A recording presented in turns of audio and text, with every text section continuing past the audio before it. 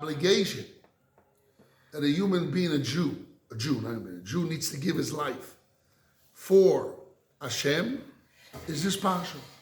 V'nigdashti b'torah b'nei Yisrael. How God, His name will be sanctified? Give your life away. You have to give your life away and sanctify God's name. Yochol b'yochid, possible, every individual needs to give his life away for Hashem. Talmud lomar, that's what it says, betoch b'nei Yisrael, in the midst of Jewish people. What does that mean? So the Gemara says to be in front of 10 Jews, public, in front of 10, befaresia. And any mitzvah in the Torah, if going to tell you, or I will kill you, or break a mitzvah from the Torah, there's a mitzvah that we have to give our life away for Hashem. Betoich b'nei Yisrael, within the midst of the children of Israel. The 3 sins, 3 aveiros, which is what? Gilo Arayis, forbidden relations, Shfichus Domim, killing, and Avodah Zarah. There, man needs to give his life for Hashem, even Betsina, even not in public, not in front of 10 Jews. We spoke about at the beginning of the week that even the Rabbanon, according to the Goyim Vilna, passing la halacha, like the Rashbo, the Tur and Rashi, if somebody, the only way he can drink is to bow down to Avodah Zorah in the spring, the only way he can drink, he has to kiss this face of Avodah Zorah, that water comes out of his face.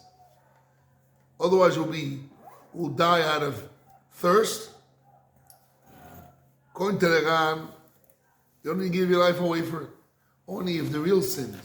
But when you're doing it for the sake of drinking, and it looks like you're doing it for the sake of honoring the Avodah Zorah, you're not really doing it if it was only rabbinic prohibition. Nire, you don't have to give your life away for it.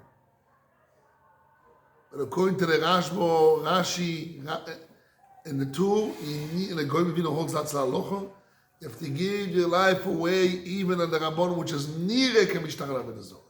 Same thing is for Gilo Arayos. Gemara says Sanhedrin was this man, that he had a problem with his heart because he was in love with some woman. She was a married woman. He loved her. And the doctor said if he doesn't have any connection to her, he will die. Olotino beliboy. And he said, okay, I cannot live with her. At least let me speak to her behind the fence. Machorei hagader. Omu Chachomim, the rabbi said, Yomus, let him die and not do so. So the Goyim Vilna, what? She was married. Even if she's not married, she's not. No, don't about married woman. Right. Married woman, no, but talking to her behind a wall, behind a fence, means to seclude with her alone. The Chinuch says that even a non-married. I read it in the Chinuch. That's not even a non-married woman. Here we're talking about a married woman. Gemara there. Gemara and Sanhedrin is talking about a married woman. And you have to give your life away for it. So the Goyim Vilna brings a guy from here to Rashbo, from the story of Haman Arosha had Avodah Zorah hanging on his chest, and Mordechai didn't want to bow down to him, even though everybody bowed down for the sake of Haman because he's the second to the king. But it looks like the bow of Avodah Zorah because he had Avodah Zorah on his chest. Mordechai rather killed himself and not to bow down. And therefore the Goyim Vilna holds la halacha that a person needs to give his life away, and the 3 sins, betzina, even not in public, and not only the sin itself, and not only alav, even the Rabbon, which is only nigga, looks like bow down to Avodah Zorah. Looks like talking behind the wall to a married woman is not Isur D'Oraisa. Most poskim hold talking to a married woman behind a wall in a way that's more personal is only rabbinic. But the Shach brings down that it's D'Oraisa. There's no right from that Gemara. Because the Rambam says that not only cohabitation is prohibited with married women, even hugging, kissing, And the Shach adds even talking. If you talk in the way of chiba, you know what chiba means? Habibi. In the way of lust and desire. Flirting? Endearment. No endearment, to show endearment to the woman. Flirting. What? Like flirting. Flirting is even, I don't know, yeah, kind of. Endearment in a way that you show lust and desire to the woman. You talk words of lust and desire. The chiba, he says, is also allowed. The Rambam. So the Shach wants to jump. The same way hugging and kissing a married woman is Isur Doraisa because it's der chiba. He says, can a man hug his daughters? A person's daughter or mother is also erva, forbidden relations. You're not to marry your mother, you're not to live with your mother or your daughter. You're not to touch your daughter or your mother. But yet he says, since you're not doing derech chiba, you're not doing a way of lust and desire, there was no isur.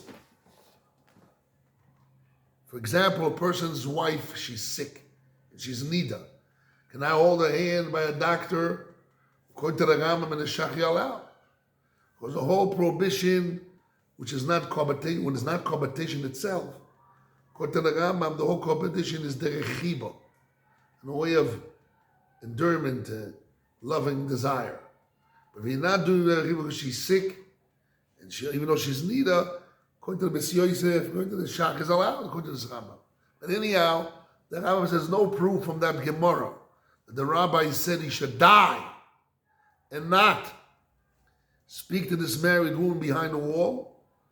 Doesn't mean he's the Rabbanon that he's the Oraisa because he wanted to speak behind the wall in the way of chiba. In the way of endurance and lust and desire, that he's the Oraisa. So we have Machlokas Shach Hamo against the Goyim of Vilna. By Yisud the Rabbanon, a person has to give his life away, even Betzina, and those three sins. Not the three sins itself, and it's not a lav of the three sins, even the Rabbanon, which it looks like. So according to the Goyim of Vilna, you have to give your life away. It's a big chumrah. It's a big elevation to Kiddush Hashem. A person has to sanctify himself. According to the Shach, you don't need to. All those Gemaras are just doraisa.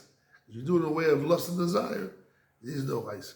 Just the raya from Homer Narosho, that we don't have a raya, we don't have a way to remove that. Maybe it's only one shita of Medrashim, etc. Okay.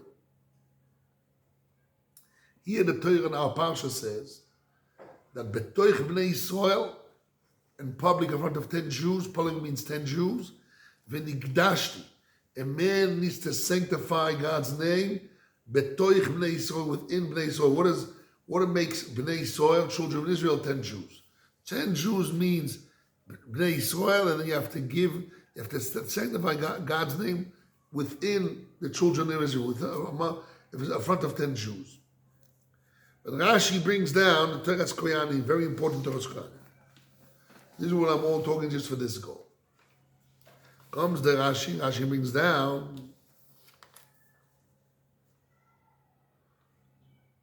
when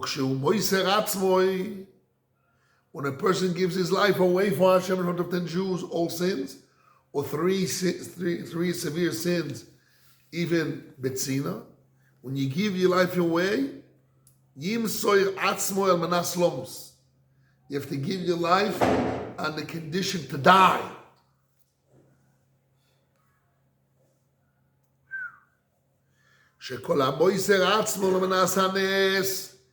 Anyone that gives his life away for the condition that God will make a miracle for him, and we don't do for him a miracle. Avraham Avinu jumped into the fire. They threw him into the fire. He believed in Hashem. Nimrod said, you believe in Hashem? I believe in the fire, God of fire, God of the sun. In Mesopotamia, they lived in those gods. He threw him into the fire. What happened to Ukazdim? Nothing. He said he had a brother. His brother's name was Haran. Haran said, hey, if Avram, my brother, they threw into the fire, a miracle happened to him, so I'm going to say, I believe in Hashem. the God who created a miracle for me. What happened? They threw him and he got burnt to ashes. שכל המויסר עצמו על מנס הנס, אינו ישים לו נס. Anyone that gives his life for Hashem, but on condition that a miracle will happen to him, אינו ישים לו נס. If that's a condition, Hashem doesn't do the nes for you. שכן מצינו. So we found בחנניה, מישול ועזריה. When they gave their life away for Hashem, they didn't do it for the sake of a miracle. As it says, "Ve'ein lo yediya levelach malko." They didn't know. Matziv lo matziv. They didn't know if God will save them or not save them. Yediya levelach. We know that Hashem is right, and we gave our life for Hashem. So then Hashem made them a miracle. Hanan and Azariah jumped into the fire and they didn't get burned. Right?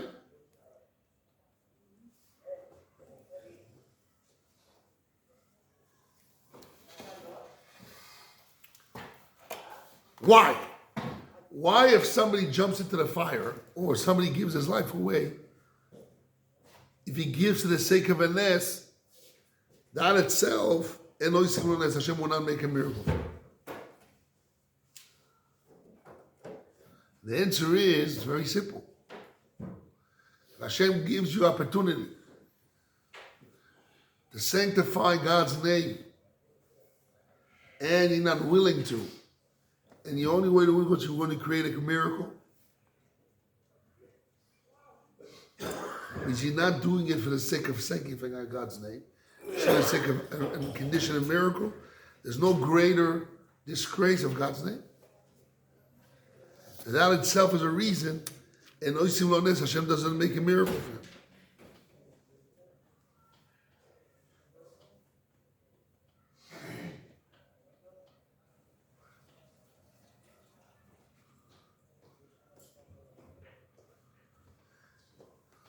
If somebody's giving him his life for the sake of miracle, is in opposition for Hashem. Hashem means, for Hashem's name, I'm willing to give my life. But if I'm not willing to give my life, I want a miracle, because I'm inside of Hashem, that's my goal, it's not a Kiddush Hashem. And that's what it says, you should sanctify my name in the midst of the children of Israel. I'm your God, sanctify you. I took you out of Egypt. In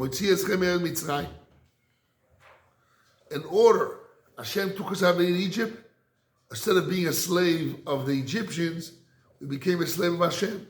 And the Beis Halevi says that's the reason behind why we have to give our life to Hashem. Because really we're a slave, but we don't have our body. Our body belongs to Hashem. We're a slave of Hashem. We change our body from being a slave of Egypt, slave of Hashem. So we're a slave. If we were a slave of Hashem, a slave has to give his life away. He doesn't own his body. But when a person doesn't give his life, his body for Hashem, just for the sake of rescuing, having a nes, so then you're not doing it for the sake of Hashem. It's like kind of chilul Hashem. That's why en lo yisim lo nes. Hashem doesn't do a nes for him.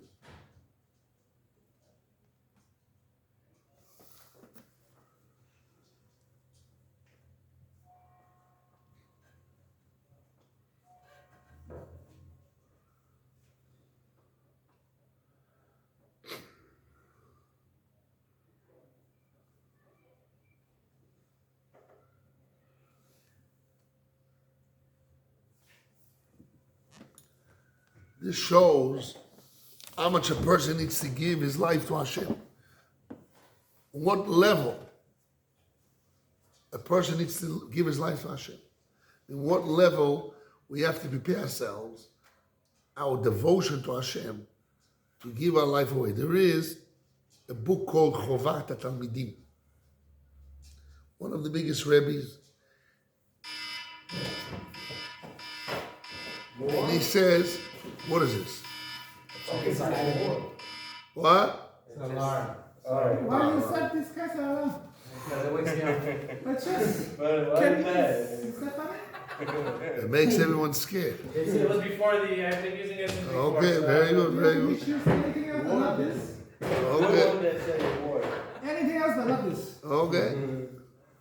The point is, we have to prepare ourselves at one level that we want to devote ourselves to Hashem, to live giving our life away to Hashem. That's the level that every Jew needs to prepare himself. In your mind, there is a book called Chovat Talmidim. So he says, every time when we say Shema Yisrael, Hashem Elokeinu Hashem Echad, Hashem is one. What a person should think, that he's willing to give his life away for Hashem. Really, it's not Chovat Talmidim, it's the Arizal.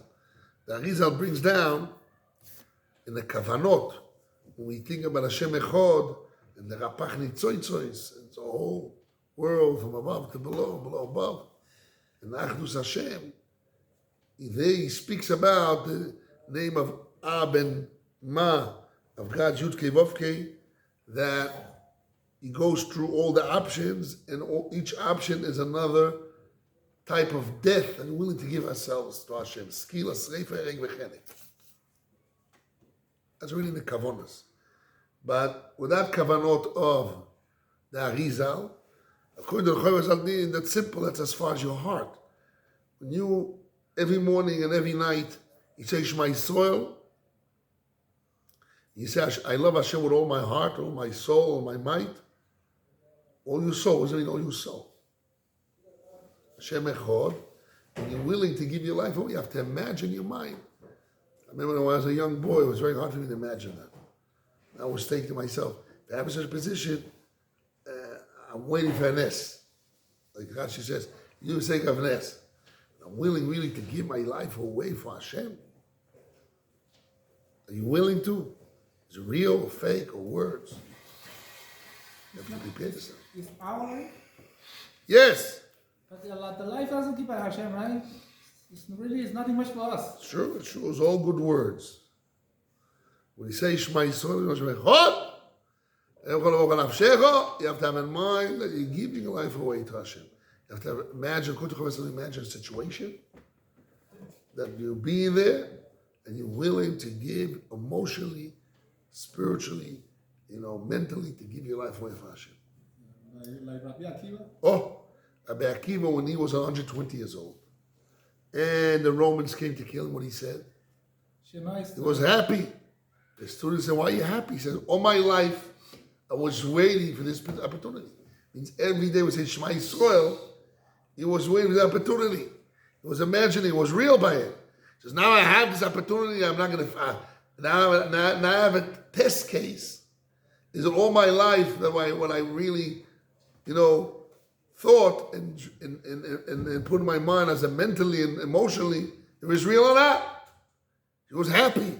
He was walking proudly, and they were taking masreiko shel barzel. Masreikos means combs of metal, and they comb his body. They stuck it into his body, and his meat, his flesh, and his skin, and they ripped with combs of metal. And they killed him with tremendous isurim, and they say, Shema Yisrael Hashem Echad. And he died Hashem Echad. He was happy. He says, now I have opportunity. But all my life, I was every day thinking, Hashem Echad, Chol Nafshecho. Now is my opportunity to keep on what I'm dreaming, what I'm doing. So it's very serious. Very serious. We need to do that. You should never come to that nisayon. But in your emotional, you have to be ready to give your life away for Hashem. Hashem should give us the bracha. Really, we're able to devote ourselves to Hashem to the level that we're willing, emotionally, mentally, to give our life to Hashem. Total moiser nefesh to Hashem Echad. Rabbi Hanania ben Akash Yoimer.